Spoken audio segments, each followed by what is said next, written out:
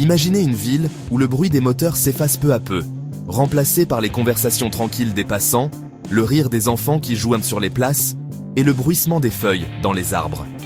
Une ville où l'air est plus pur, où les rues ne sont plus des couloirs de circulation, mais des lieux de rencontre, de flânerie, de vie.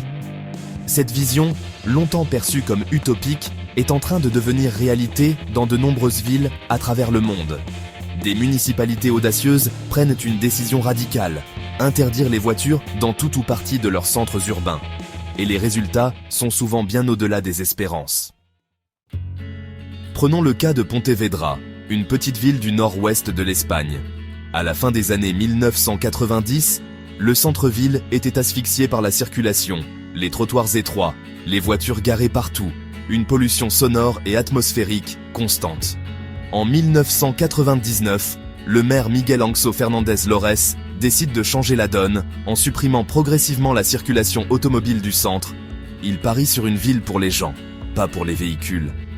25 ans plus tard, Pontevedra a complètement changé de visage. Les accidents ont chuté de plus de 90%, les émissions de CO2 ont baissé de 70% et la population, loin de fuir, a augmenté. Les rues sont redevenues des lieux sûrs et agréables, où les enfants peuvent jouer librement, où les personnes âgées marchent sans crainte. Le commerce local a non seulement survécu, mais s'est développé, attirant de nouveaux visiteurs séduits par cette ambiance paisible et humaine. Oslo, la capitale norvégienne, a pris un chemin similaire.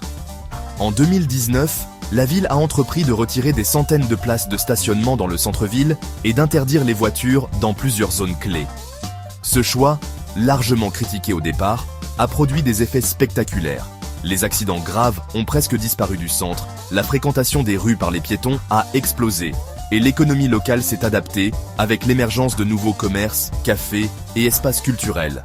Ce sont désormais les piétons et les cyclistes qui occupent l'espace, et la ville respire mieux, au sens propre comme au figuré. À Paris aussi, la voiture perd du terrain. La municipalité a transformé les berges de la Seine en promenades piétonnes, interdit les véhicules dans certaines rues aux heures de pointe et élargi les trottoirs dans de nombreux quartiers. La rue de Rivoli, autrefois saturée de voitures, est devenue un boulevard apaisé, réservé en grande partie aux vélos, bus et piétons. Ces décisions s'inscrivent dans une logique plus large de reconquête de l'espace public, avec une volonté affirmée de lutter contre la pollution, le bruit et la sédentarité.